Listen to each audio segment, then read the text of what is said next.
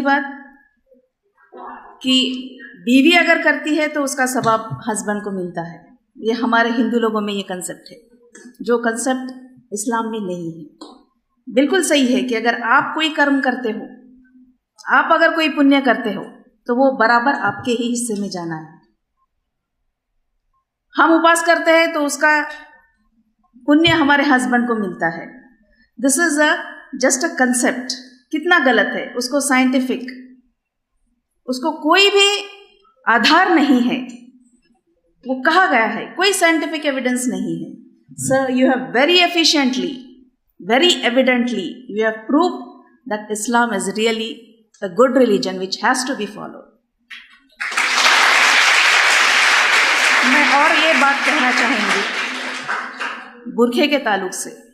ये कंसेप्ट हम लोगों में भी आया है कि हमको ओढ़कर ढककर चलना है, क्योंकि बहुत सारी चीज़ें खाली देखने से भी उसको स्टिमुलेशन मिलता है।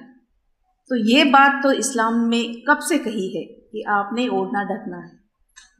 Sir, very efficiently you have scientifically prove that Islam is really a very good religion and everybody should follow it.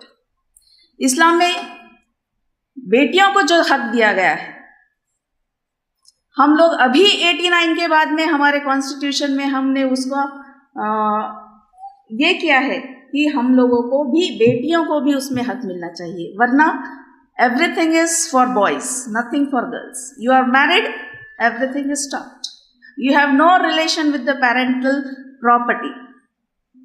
जबकि इस्लाम में ये शुरू से ही दिया गया है कि equal rights for both male and female children. दूसरी बात आपने कही है, हम जोर देंगे कि रेप केसेस में जो प्रोसीजर्स होते हैं, जैसा कि आपने कहा कि उनको 7 डेज के अंदर उसका डिसीजन होना चाहिए।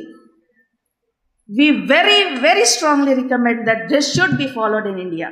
Then and then only to some extent we can control all the situations.